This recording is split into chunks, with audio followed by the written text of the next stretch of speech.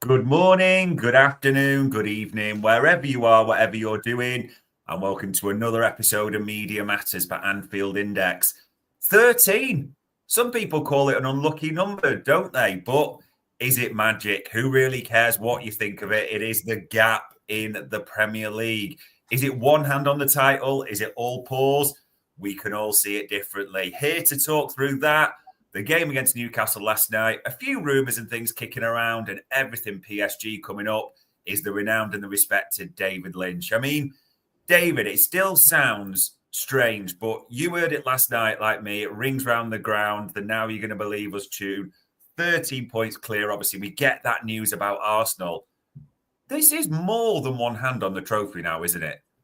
Yeah, the title is kind of won already, and I know nobody who's remotely close to it will say that. Obviously, it's absolutely right that players and staff have to keep their feet on the ground because a few games they've got to win yet, and some tests to come, so they've got to take it very, very seriously. But I think I said this on kind of YouTube yesterday. As a journalist who covers the club, I've just got to kind of call it as I see it, and as I see it, I can't imagine a world when you consider all the underlying numbers, the position in the table, Arsenal's problems, Liverpool's strength.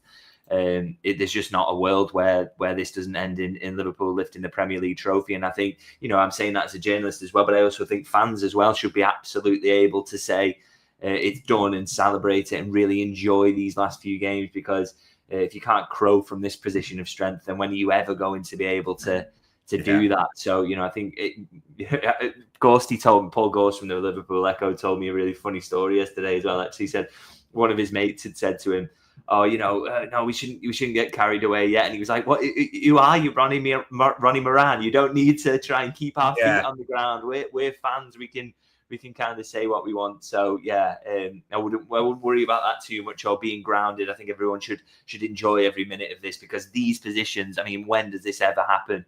I mean, I suppose we did see it in the season where Liverpool last won it, but to have this sort of lead is extremely unusual. So everyone should be relishing it and enjoying it. And as I say, there's not a doubt in my mind this ends with Liverpool winning the league.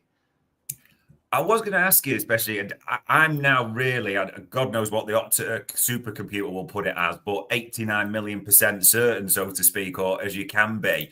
When we look at that league table at the moment, is it almost a case for you in almost wider context as well? There's no title race really at the moment. It's like the race for who wants to be in the Champions League or doesn't want to be almost. Yeah, that's it. I mean, the statistic was doing the rounds, wasn't it, yesterday, that Arsenal are closer to 10th than they are to Liverpool at the top. And so that tells you kind of where things are at in terms of this being a title race of any description. And the thing is, you watch Arsenal as well, and you can't really see where the next win's coming from. I mean, lucky for them, they've got Manchester United next, so maybe that's a guaranteed 3 points. But they just aren't scoring enough goals, are they? And they've got all their attackers missing. So they've been unfortunate in that regard, but that's why it's decided. It's not just Liverpool being great, but they are very poor at the moment as well. So that's put everything in Liverpool's favour. And that's obviously fantastic for Liverpool fans. I've heard a few shouts that this isn't a great season or whatever. I know that is primarily based on bitterness, no doubt about it, because I think that chase for Europe is going to be absolutely fascinating over the remainder of the season. Really interested to see who gets there. I personally would just love to see Bournemouth do it, to be honest. I'd love the way they run, the type of football they play. But that's a tangent I'm going off on. But yeah, like you say, there is no title race anymore. It's all about where else everybody else finishes, really. And that line, as Jan Temple's put there, still seems to be doing the round from a son. We haven't played anyone good yet, 28 games in. So maybe it could even be tough in the last 10. Who knows particularly. But the Newcastle game last night, I mean, I do want to talk about this because there was so much to like. And we could hear afterwards when Arne Slot was talking, he really liked a lot of this as well. But in a way, we all know, you especially, how of an emotional game that was for both teams, but definitely for us as well. So to show up the way we did tonight, hardly conceding a chance against a very good team like Newcastle, is a big compliment for the players, how they handled these 5 games in 15 days. I mean, 5 games in 15 days, more points than Arsenal in the last 5 as well. But this game, especially, David, I've got to be honest, I just felt like watching it when I was saying to my mate in the stadium, these are a Champions League chasing team. Yes, there's no Isaac, and people will factor that in. But we were just dominating them, weren't we? Yeah, I thought coming into this one it was going to be a really tough game in terms of, because Newcastle have got loads of quality, haven't they? And they are a bit up and down. You don't know which version of them you're going to see, but I think they're very well set up to kind of hurt the big teams, by sitting in deep and hitting you on the break. And, you looked at Liverpool, the workload they got through in the games preceding it, the fact all those games have been very, very tough ones on paper, bar Wolves, which ended up being difficult in the end anyway. And I just thought, you know what? All we need to see from Liverpool today is the result. Doesn't really necessarily matter about the performance. And yet, what we actually did get was a hugely dominant performance, as you say, from minute 1 to minute 90. Really, Liverpool in complete control. Go 1-0 up, completely manage the game from there. Really, really comfortable. Don't give up many shots at all. Don't give up many good chances. And themselves, they're just probing, patient, looking for the next opportunity. And you just knew that Liverpool's second was going to come. You knew that was coming. You didn't think that Newcastle were going to get the second goal in the game at any point, really. So to be that controlling and that dominant, as you say, against a very good side, albeit without Isak, who will make a difference for them in the Carabao Cup final. But it was a hugely impressive performance and kind of quite similar to some that we've seen this season, really. Arne Slot's getting a bit of a punch-on, isn't he, for getting 2-0 victories? And I think they're the perfect... It's almost a perfect scoreline, 2-0, really, because it's just that beautiful level of enough dominance and a clean sheet. It shows that you're really in control of the game. So, yeah, I think the scoreline summed up the performance that we saw, which was very, very good. Does seem to be it's sort of MO, doesn't it? The way we just kill teams, almost crush that spirit or hope and just almost play out the last part of the game. It has been brilliant to see. And when we've talked about players, and it's right, we're not disregarding them, the likes of Van Dijk, Salah, brilliant as they always were last night. It just felt like, though, there was a few faces that it's worth calling out. And Dominic Szoboszlai, we talked about him before the game. We almost said, because of how tired he was after City, maybe it's good if he's nowhere near this or starts on the bench, etc. Dear Christ, he was unbelievable from the start last night, wasn't he? Yeah, it doesn't just start. He plays 90 minutes. I mean, I thought the reason that Curtis Jones had dropped to the bench was maybe to come in and give Szoboszlai a rest, maybe around the hour mark or whatever. And then he ends the game on the pitch, still doing all that running, still getting everywhere. His engine is absolutely remarkable. I mean, the biggest compliment you can pay him is it's Jordan Henderson-like in terms of his ability and willingness to cover all that ground consistently. He's absolutely remarkable in that regard. So, yeah, a huge credit to him because, I mean, what he must be doing in his recovery work must be top-notch as well. That's the stuff that goes on behind the scenes that allows you to do this without picking up injuries. So the sports scientists at the club must have a lot of faith in his ability to look after himself and to be able to trust him to keep putting in these performances. So, top class from him, and also good judgment for the manager because I think me and you would have dropped him out of the team, to be honest. Yeah. So that was a really good call, and I thought his performance overall was fantastic as well. It's almost a way of phrasing this, but from what we've seen in the last, I'd say weeks, maybe even months recently, does it feel like Szoboszlai, and maybe it is the goal assist element people have talked about, but almost he just looks bigger and like he's gone up a level in the last few months or so. You can almost visibly see it on the pitch. Yeah, I think we're seeing the effects of confidence in his game. I think at the start of the season, when for me he was getting a bit of undue stick, really. I thought it was unfair. A lot of the criticism he got at the start of the season, I still think he was playing well then. But I do think he's kicked on now. And I think getting a couple of goals, I think working with this manager, getting a bit more used to exactly what's being demanded of him, timing his runs into the box better, things like that. Excuse me. It all seems to be coming together now, and he's offering that consistent goal threat and a threat in terms of assists as well that we've been wanting to see from him, and that we've known for a long time he's capable of as well. So he really just seems to be in a good place at the moment. And I mean, if you combine him, like I say, a Jordan Henderson work rate with output that we hope is going to keep going on that upward curve and almost be kind of a Steven Gerrard character in terms of arriving and scoring goals, then I mean, what have you got there? There's real potential for him to be one of the top midfielders in the world. And I mean, I've written pieces on him and spoken to people behind the scenes who've known him for a long time.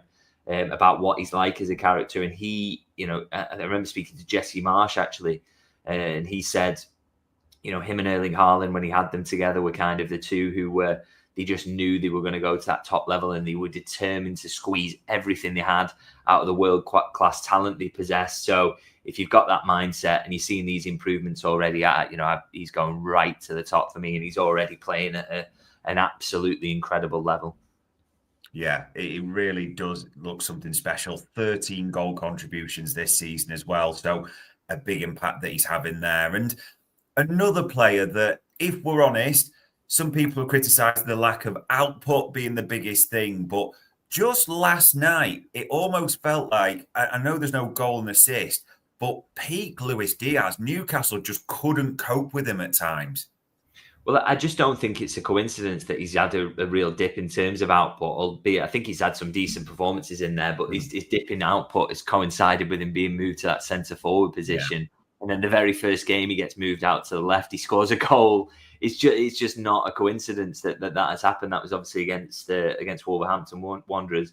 He is a left winger, isn't he, at the end of the day? Yeah. It's been a needs-must situation with him playing through the centre, but I think there's every chance now that Jota is back that he can play down that left-hand side. And I think, some of his statistics from yesterday, wasn't it? It was, most dribbles completed in the match, most chances created. So we know how good he is when he's more comfortable out on that left-hand side. And I just think it's going to be really interesting competition now with Gakpo, who's missed a couple through injuries. He's back now, but when Diaz is performing like that, it's hard to drag him out of the team. You've got Jota for that centre-forward role. So really, really interesting and positive headache, I guess, for the managers to have.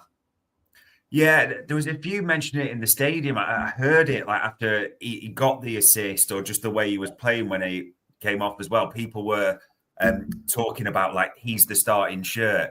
Is it just a case now of Slot's got two brilliant options, and whichever one's in top form at the time will just get the nod? It's just too close to call week by week almost.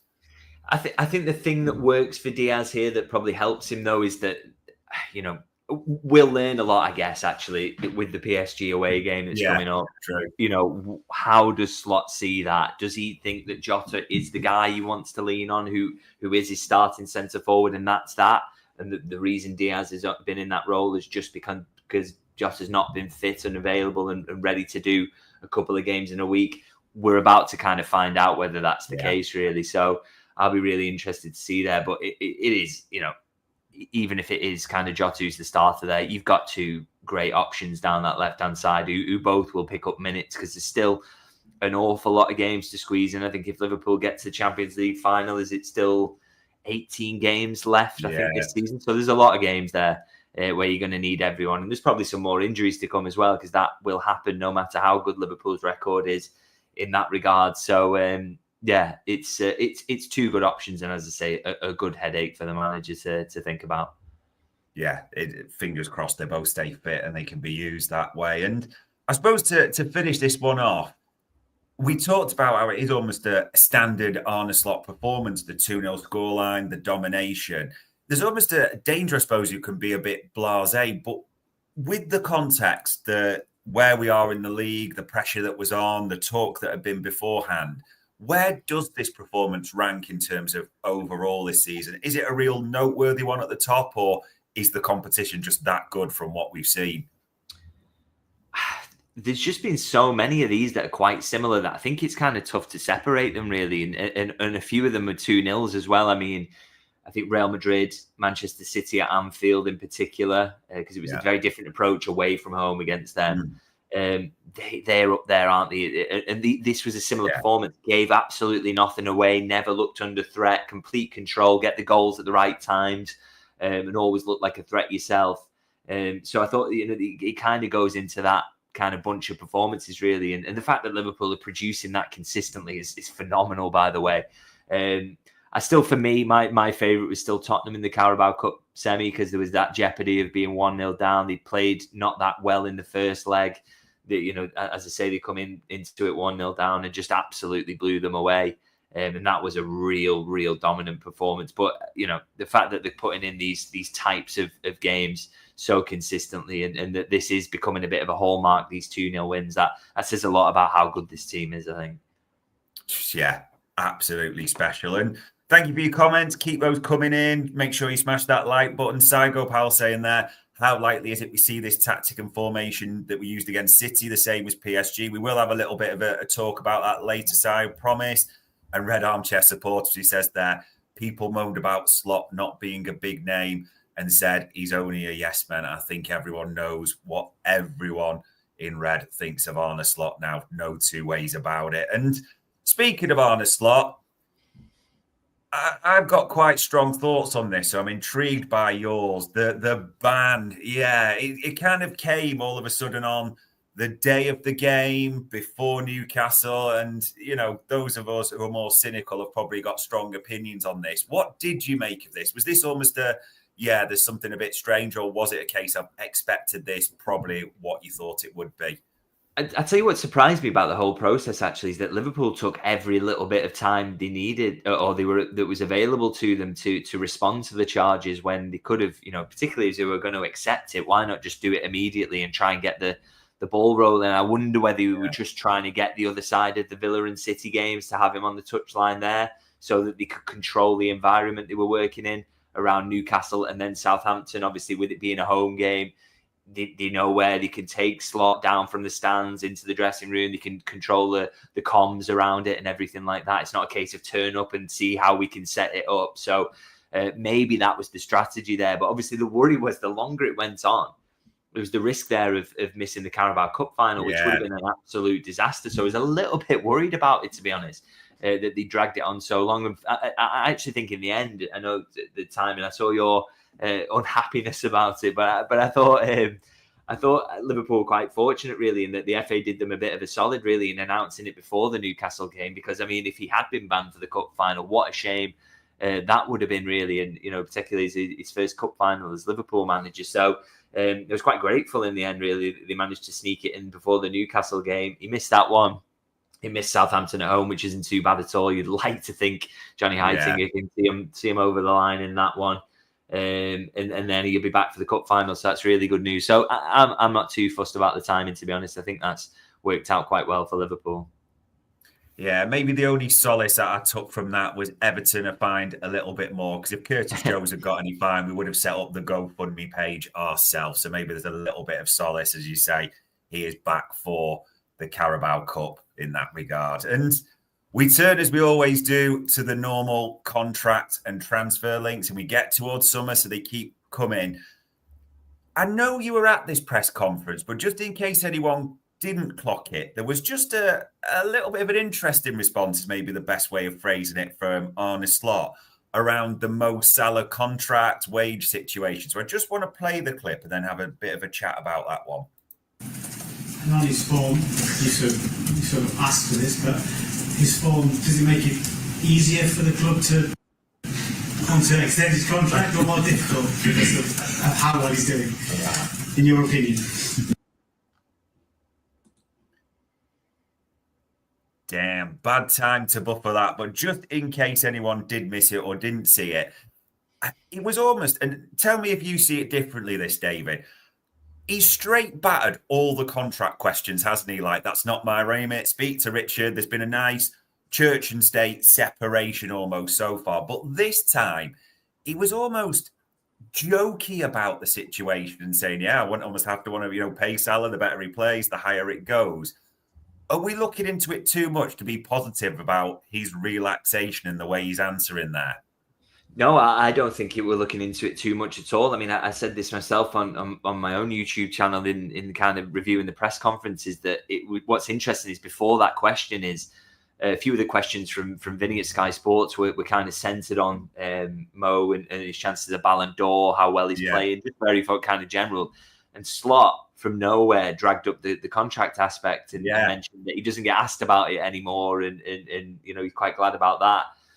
And then he's, making jokes all the way through then about when he does get asked about it. And it's just his general demeanor was so incredibly relaxed. And the fact, look, to me, we can read too much sometimes into what managers say, but I think the fact he is the one who brought that situation up, to me, just shows you how unworried he is about this. And I mean, you would, as a manager, you would be, if this wasn't going in the right direction, you would be concerned because you have the best player in the world in your team at the moment. You've got every chance of winning these trophies, and you would already have one eye on next season thinking, it's going to be harder if I don't have this guy and someone else is going to have him. That's going to be an issue. You wouldn't be bringing it up and joking about it. And you know, when the journalists have stopped asking you about it, you wouldn't be making that the topic. So to me, it does suggest something, and it chimes with what Virgil has consistently told us. He's very relaxed as well about his contract situation. I think Salah is showing that he is as well. With, you know, he's been a bit less kind of cutting in some of the things he's said about it recently. So I just get the impression from all parties that this is going to get sorted. And, you know, even if we weren't being given that impression, there's just no world where Liverpool let the best player in the world go on a free transfer this summer. It won't happen. And similarly with Virgil, obviously Trent is a separate situation because it is his decision about whether he goes or not. But with those two in particular, I can't see a world where they let them go because, you know, Liverpool have consistently said that, you know, dipping into the transfer market creates a risk because you don't know what you're going to get. Dipping into the transfer market is also difficult because, you know, getting the right players who suit you perfectly is a very, very tricky thing to do. So if they can minimize their ability to go into the transfer market by signing up two of the best players in the world for another couple of years or so, when they're performing at this consistent level and don't look even close to a drop-off, they will do it. And that's why I think that this will get resolved. And also then throw in that both players are desperate to stay as well. So I'm not concerned about it at all. And maybe I'll end up with egg on my face and I'll look totally stupid. But everything I'm seeing and hearing, and that's from people close to it as well, just suggests that those two will sign up, and then we'll see what happens with Trent. There does seem to be a little bit of almost that maybe snowball's too strong, but Arne Slot's comments people will think about. I know we talked about the Sam Wallace piece, that the wisdom, the expectation is, and even Lewis Steele wrote about it in the Daily Mail as well, that seems to be the noises. That is that part of it for you, the noise, the consistency, everything seems to be hearing like Trent is a separate situation, but let's not be stressed over VVD and Salah. Those are the two. Yeah, it's just because that is the noise, is that there is no need to be stressed out. If the people very close to it are not concerned, then, you know, it doesn't sound like it's an impasse that they all think is absolutely unsolvable. So I just think they'll get there. And for all the reasons I said as well, in that Liverpool won't want to have to do that bit of business where they replace the best centre-back of all time and the world's best player in the same summer, plus everything else they then have to do with Nunes possibly departing, Joe Gomez as well on that list. You know, left back is an area of concern. So they're not going to want to give themselves all that to do. And so I just don't think they will.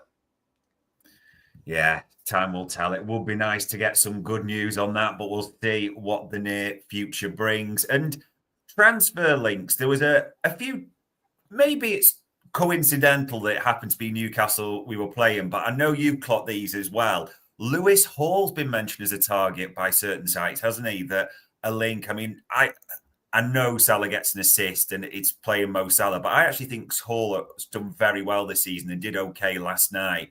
So maybe there's a bit of, you know, imagining that. But heard anything around Lewis Hall? Can you see it even at all? I'm sure he's a player that Liverpool are kind of keeping an eye on in the, you know, age profile, English, so he's homegrown, all that. And he's a very good player. I thought he had a great game last night. I know Salah still gets the assist in the end because he's Mo Salah and he's ridiculous and he still dribbles past him a couple of times and still probably could have won a penalty. But I still thought Lewis Hall played pretty well. He managed Salah as well as I've seen anyone manage him. He's clearly a very good player. I am a little sceptical on links, though, and whether he'd be the one that they go for this summer. I mean, he's only 2 years into his Newcastle contract. He's a boyhood Newcastle fan, and he made a big play of that when he went there. Their PSR concerns are easing a little bit as well. So I'm just not so sure he'd be mega keen to get out at the moment, and that you know, that it wouldn't be for an awful lot of money as well, given Newcastle's position now. So I'm a little sceptical over those links, to be honest. I think if Liverpool, I think Liverpool will sign a left back this summer. I expect it to be someone else, but he is a very, very good player. There's no doubt about that for me. Yeah, the Red Armchair supporter agreeing there. And then Heliomata saying what the odds Liverpool continue to buy more Dutch players. I mean, the other link in terms of left back, especially, this is a name we've talked about before. Fabrizio Romano mentioned it.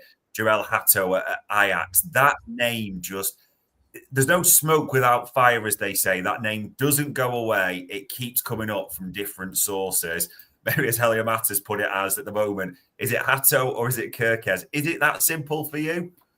No, because it could be someone else completely. I mean, I mentioned Gutierrez in a piece I wrote on Substack as someone that they also like, who's at Girona. So, there's a few potential left backs out there who they like. It's interesting with Hato because he's a slightly different profile, isn't he? Can play centre half. So, I don't know whether Liverpool are going to go down that route I think the left back they need is kind of someone who's coming in ready to be first choice from the off, and someone who's more in that Kirkes age profile, played a bit in maybe a tougher league as well, and he's ready to kind of come in. And I'm no scout, so I don't know Hato inside out, but I think Kirkes maybe fits that bill a little bit more. Gutierrez does, and I think Slot's shown as well. He's not necessarily looking for that centre half come left back profile. He's looking for an actual left back. So, that's the profile he kind of likes. So, maybe Hato comes in and could be that fourth choice centre half if Joe Gomez leaves. That would be, and then can get minutes on either side. That would be almost perfect. So you could see a world where you get Hato and Kirkes. That could be a possibility. Right. I wouldn't rule that one out at all. So, but I think for the first choice left back that Liverpool are going to sign, maybe it's going to be more of an out and out kind of up and down left back. But maybe Hato's that as well, by the way, because like I say, I don't have that expertise. It's just what I've read about him. Yeah, it will be interesting to see because people keep putting the two together, but they are completely different profiles, even though they can play left back. It is important to remember that, people. And it keeps coming up, so we might as well squash it for another week. There was yet more Isaac stories to Liverpool. Is this going to become, do you think we always have one that's like a manifestation signing? Is that what you think Isaac could be, that these rumours are going to rumble on until it is done? But the one reason I want to shoot this down more than anything else is because people are convinced themselves, oh, well, the FSG journalist linked us to this player and it didn't happen. Yeah. Typical. It's just to sate the fans or whatever. So let me just say now, nobody is linking him who with any kind of strength or anything who I would kind of hang my hat on. So nobody's putting this out there. It's just, there's whispers and all this and maybe people couching it by mentioning it in reports, but nobody's really going in on it. And I just personally, I find it really, really hard to see. It'd be an outrageous amount of money, 150 million, possibly north of that Newcastle could demand because he has 3 years left on his deal. He's been injury prone in the past, so that makes you a little bit concerned about spending that sort of money on him. So he's no guarantee he absolutely plays every game in the season for you. And also Newcastle, as I said, PSR concerns are easing now, so they're in a position to keep him for at least one more season, even if he wants to go. So I just can't see it at all. It's not a very Liverpool signing, is it, at the end of the day? So if anyone's getting the hopes up about that one now, let's just shoot that down right now. That is very, very, very unlikely to happen, I would say. And I think there are other very, very good players that Liverpool could get in for that centre forward role who aren't Alexander Isak. Who could do a great job and be part of a winning team. So, I mean, they're basically going to go and win the Premier League this season without, a half-fit Diogo Jota, playing Luis Diaz up front, Darwin Núñez being his erratic self. So, they don't necessarily need an Alexander Isak to be a top side. I think they could get someone who's a totally different profile who could do the job. I like Cunha, by the way. Yeah, there's a few saying there that Mr. Wiles put, he'd cost upwards of 150 million, the price of two players. I'd rather have two players. Yeah, I think a lot will see it the same. We'll see what the summer brings. And a final one that came on the docket, and it's worth asking you this morning.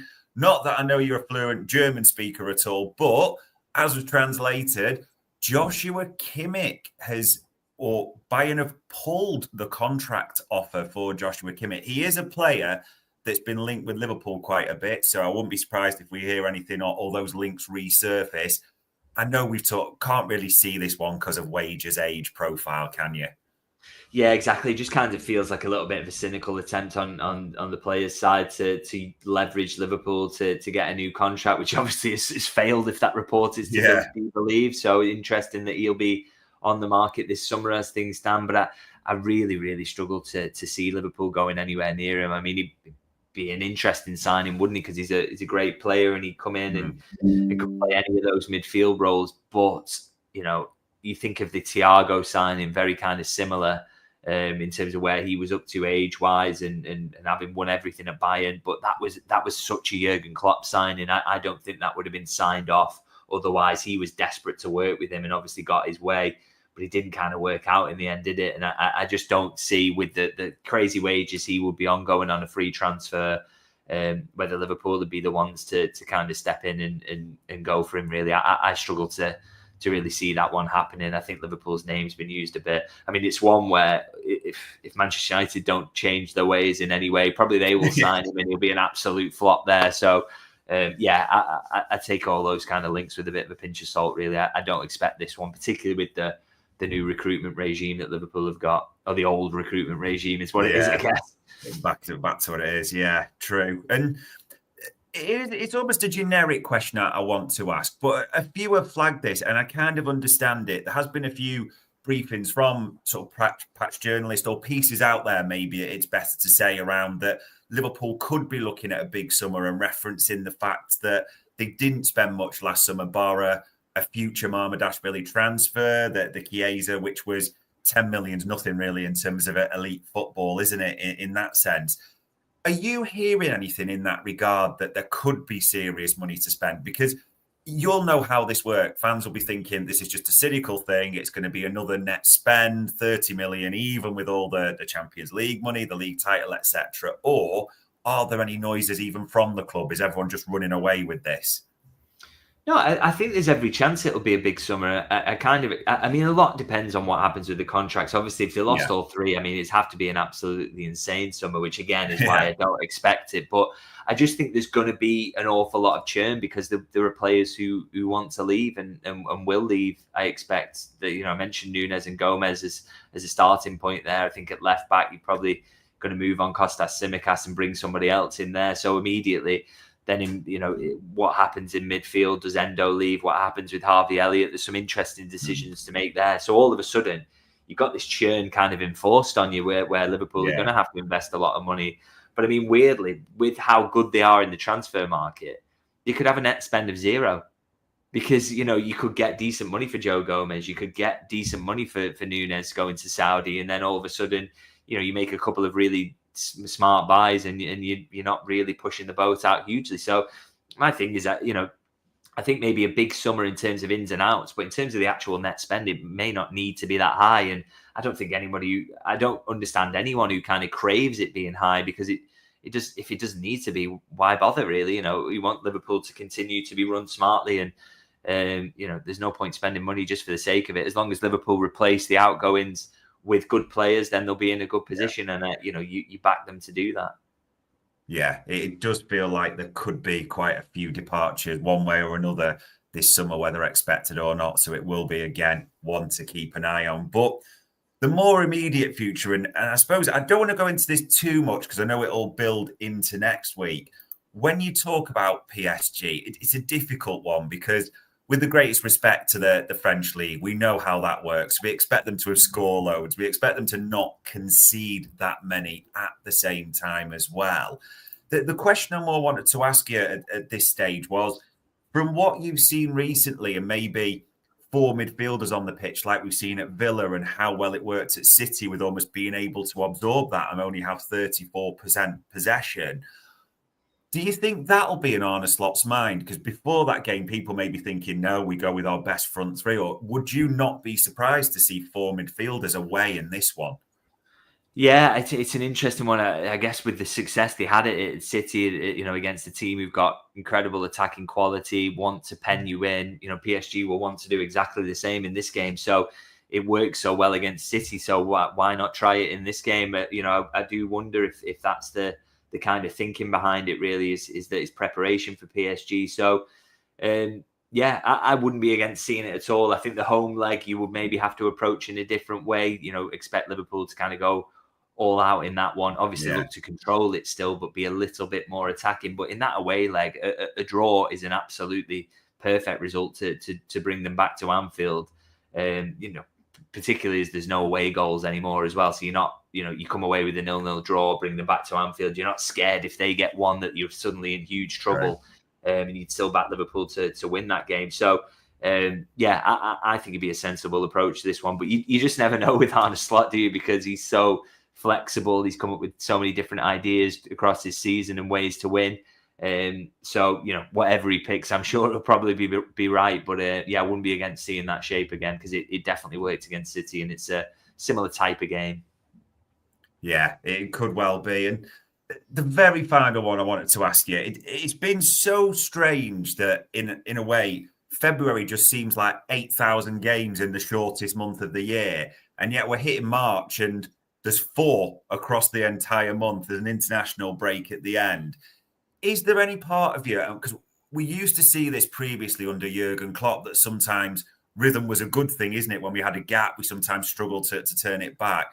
Are you confident with Arne Slot that there won't be any issues that way? And in fact, when we've seen rest, it's sometimes worked well for players at the same time.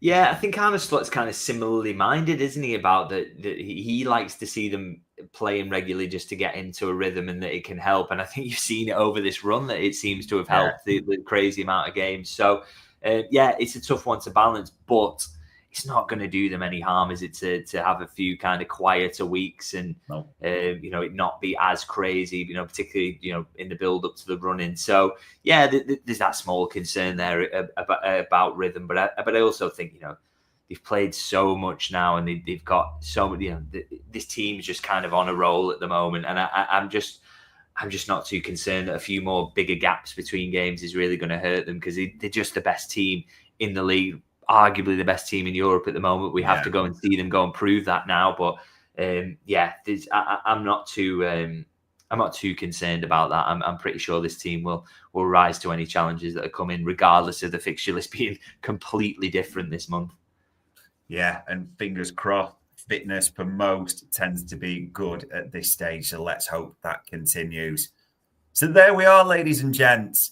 What a 7 days or so it's been, if you round it up. The gap is 13 points. It still sounds brilliant saying that, doesn't it? Arsenal cannot score a goal for toffee. It sounds good saying that at the same time as well. Liverpool are chasing glory on all fronts in March. There is just so much to be positive. As David said before, alluding to what Paul Gore said, we are not Ronnie Moran. Get carried away. Enjoy yourselves. These are the times to lord it over all your opposition supporting mates. So there we go. Another week. And maybe, interestingly, a Saturday off. So maybe a little bit of a break before the big push to the finish. All it needs me to say as ever is, David, for the time, the insight, for bringing all that together. It is much appreciated. Thanks for having me. And ladies and gents, that was another Media Matters